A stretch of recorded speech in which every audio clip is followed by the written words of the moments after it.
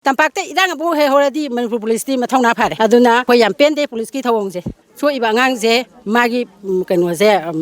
mapuroi be second one handicap family se mana pura leibne mana hotel phama sari ne ado khoi yam nuai te sigi ngang police ki thawong do khoi yam pen de census lak pa je kari ma moina by post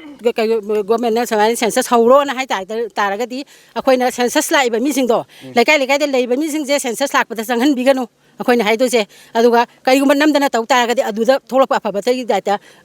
laiba mi sing duna ade government employees sing do adugi duna masal sa gi daitani moi da achuk ko ba 23 dagi 23 me de huju bokji so far huju bok wa dan lai ne ba moi se moi gi da mu ta koi thamoi chong na ngai te ta seng government jina moi gi da mu ta koi amna full support ta hola ga moi settle ta honi hai ba jin tham je ngasi gi akhoi je jedina sangjala pa khongjang je ngarang dagi akhoi support to boina ngasi gi akhoi maira gi mayam je ngarang dagi lep ta bi se ta lai education de tawre tawba ya ba tawre moi da sangjan da na haire khoina dagi central government da pi khoi hai ba pi ba ya ba khoi mayam pisan gre se sang mayam adai da adu mayam do amta tarak ta badagi akhoi je last da ban ji tawrak pane ba kai gi no da effective oi da ba akhoi na sangjal la iba posting je khemsan masamak ta su sangi je sem da sangi je akhoi kaya rak sura ge jebdi ki kampu na sange atopa onaisan mayam lupta mai na sange adagi atopa kano mayam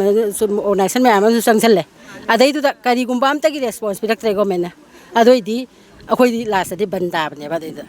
ada ban je yar kai di akhoi di ban taw dana ba na ban taw se da mangi ba se akhoi public tani so ising se loina ada so iba saruk se akhoi so janu akhoi ngasi gi hayeng gi sara set paduna akhoi tung gi mirol se kal hawdori ni hai ba gi nam kai no se da ne akhoi na sangsan jari ba ban se akhoi yam samna akhoi hana kai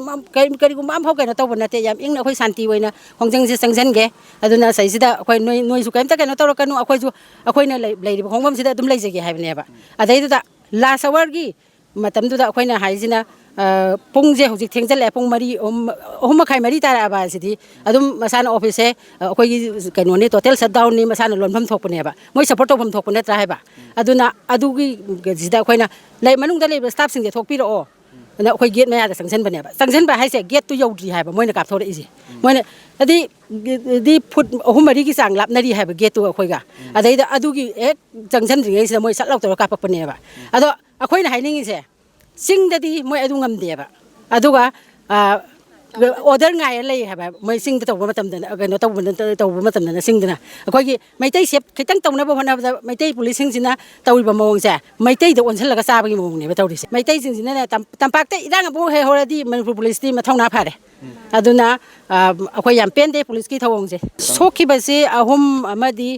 mari sokpane ado ahum amadi moi thoina kaino oidre aduga amadi khara soe ade family ji photpham phau khang dabi ne adagi yam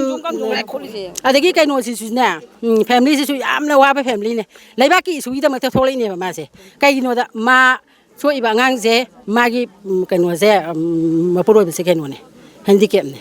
family se mana pura leibne ba mana hotel phama sari ne ba ado khoi yam nuai te sigi ngang police ki thawong do khoi yam pen de ta seng na hairaga di ne praja mayam da utsai bane ba dudi ta akhoi NRC gi akhoi na demand tawre iba si ngasi ngarang gi na te ba adi lisang sin na sahi kya no akhoi na tawre ise sahi yam kan kano tawre ise sahi ani phau ki kano sidai gi akhoi tawra abne ba NRC gi si adu gi matam du ta dra kan da haujik ta akhoi na ban gaure na haire ban gaura kan da di kari gi moi ada sakani hai no ba hangai sap ka do gi hai ba na hangai di Manipur government gi praja sing sina moi da hai ba sing se moi adu da dra ga hujik ta da imam kari no ba ban je ta seng ba gi di government na public ta invite to ne census lak pa je kari ma moi na by post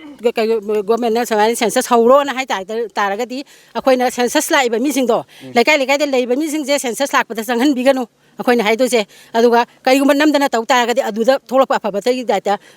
laiba mi sing duna ade government employees sing do adu gi duna masal sa gi daitani IDP si ta seng na mayum da hanjalani nge ba ko mi mana akhoi si warak pa wana tareng khala jene akhoi mi mem da lebe mi humni lebe da nuai te ba ta seng na government na cha ba thae ba adu magi kitang paisa nuksa da bibira ju kana na nuai doino masagi moi je settle to bi ba ma ta seng na mafam du moi je sang ba ya der su chanpur ro more wero yadreng khalo ne are ba khoi India ga Manipur ꯒꯣꯔꯃꯦꯟꯁꯤꯅ ꯑꯩꯈꯣꯏ ꯇꯣꯉꯥꯟꯕ ꯃꯣꯏꯒꯤ settle ꯇꯧꯕ ꯌꯥꯕ ꯖꯒꯥ ꯌꯥꯝ ꯂꯩꯌꯦꯕꯀꯣ ꯂꯝꯐꯦꯜꯗ ꯑꯣꯏꯔꯣ ꯀꯔꯤꯗ ꯂꯩꯔꯤꯕ ꯃꯌꯥꯝꯁꯦ ꯐꯖꯅ ꯁꯦꯇꯜ ꯇꯧꯕꯤꯔꯒ ꯃꯣꯏꯅ ꯍꯦꯛ ꯅꯨꯡꯉꯥꯏꯅ ꯂꯩꯕ ꯍꯥꯏꯁꯤ ꯑꯣꯏꯗꯕ ꯑꯩꯈꯣꯏꯁꯦ ꯅꯨꯡꯉꯥꯏꯕ ꯁꯨꯡꯉꯝ ꯉꯝꯗ꯭ꯔꯦꯅ ꯈꯜꯂꯦꯕ ꯑꯩꯈꯣꯏꯁꯦ ꯃꯣꯏꯗꯤ ꯑꯆꯨꯞꯀꯣꯏꯕ 23 23 ꯃꯦꯗꯩ ꯍꯧꯖꯤꯛꯐꯥꯎꯁꯤ ꯁꯣꯐꯥꯔ ꯍꯧꯖꯤꯛꯐꯥꯎ ꯋꯥꯗꯅ ꯂꯥꯛꯏꯅꯦꯕ ꯃꯣꯏꯁꯦ ꯃꯣꯏꯒꯤꯗꯃꯛꯇ ꯑꯩꯈꯣꯏ ꯊꯃꯣꯏ ꯁꯣꯛꯅ ꯅꯨꯡꯉꯥꯏꯇꯦ ꯇꯁꯦꯡꯅ ꯒꯣꯔꯃꯦꯟꯁꯤꯅ ꯃꯣꯏꯒꯤꯗꯃꯛꯇ ꯑꯩꯈꯣꯏ ꯌꯥꯝꯅ ꯐꯨꯜ ꯁꯞꯄꯣꯔꯠ ꯇꯧꯍꯜꯂꯒ ꯃꯣꯏꯕꯨ ꯁꯦꯇꯜ ꯇꯧꯍꯟꯅꯤꯡꯉꯤ ꯍꯥꯏꯕꯁꯤ ꯅꯪ ꯊꯝꯖꯒꯦ